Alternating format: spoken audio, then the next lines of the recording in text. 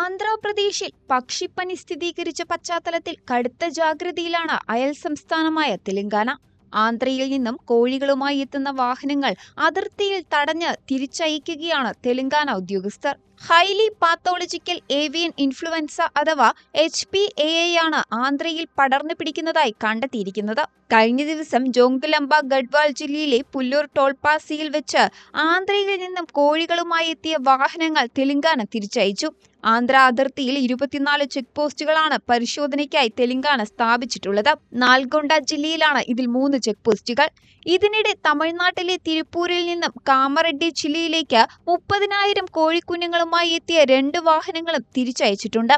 ജില്ലാ വെറ്റിനറി ഉദ്യോഗസ്ഥരും പോലീസും ഉൾപ്പെടുന്ന സംഘത്തെയാണ് ചെക്ക് പോസ്റ്റുകളിൽ നിയോഗിച്ചിട്ടുള്ളത്.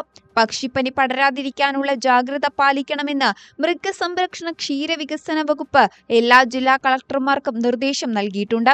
സുരക്ഷാ നടപടികൾ ശക്തിപ്പെടുത്താൻ കേന്ദ്ര സർക്കാരും സംസ്ഥാനങ്ങൾക്ക് നിർദ്ദേശം നൽകിയിട്ടുണ്ട്. കോഴിക്കൃഷി നടത്തുന്നവർക്കിടയിലും പൊതുജനങ്ങൾക്കിടയിലും പക്ഷിപ്പനി പ്രതിരോധം, ചത്ത പക്ഷികളുടെ ശരിയായ സംസ്കരണം എന്നിവയിൽ ബോധവൽക്കരണ പരിപാടികൾ സംഘടിപ്പിക്കുന്നുണ്ട്. അസാധാരണമായ വിധത്തിൽ കോഴികൾ ചത്തുപോകുന്നുണ്ട് എങ്കിൽ ഉടൻ തന്നെ വെറ്റിനറി വിഭാഗത്തെ അറിയിക്കണമെന്ന് സ്പെഷ്യൽ ചീഫ് സെക്രട്ടറി സർക്കുലർ ഇറക്കിയിട്ടുമുണ്ട്. വനംവകുപ്പ്, പോലീസ്, ആരോഗ്യവകുപ്പ്, വെറ്റിനറി എന്നിവിടങ്ങളിലെ ഉദ്യോഗസ്ഥരുടെ ജില്ലാതല യോഗങ്ങൾ വിളിച്ചു ചേർക്കാനും സ്പെഷ്യൽ ചീഫ് സെക്രട്ടറി കളക്ടർമാരോട് നിർദ്ദേശിച്ചു. ആന്ധ്രാപ്രദേശിലെ കിഴക്കൻ ഗോദാവരി, പടിഞ്ഞാറൻ ഗോദാവരി ജില്ലകളിലാണ് പക്ഷിപ്പനി പടർന്നു പിടിക്കുന്നത്.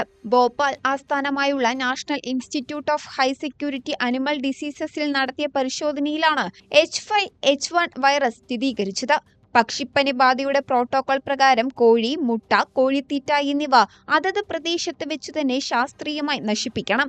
പടിഞ്ഞാറൻ ഗോദാവരിയിലെ വേൽപൂർ, തനുക്കു മണ്ഡൽ എന്നീ പ്രദേശങ്ങളിലും കിഴക്കൻ ഗോദാവരിയിലെ കണ്ണൂർ, പേരാവലി മണ്ഡൽ, അഗ്രഹാരം എന്നീ പ്രദേശങ്ങളിലും ആന്ധ്ര സർക്കാർ നടപടികൾ കർശനമാക്കിയിട്ടുണ്ട്.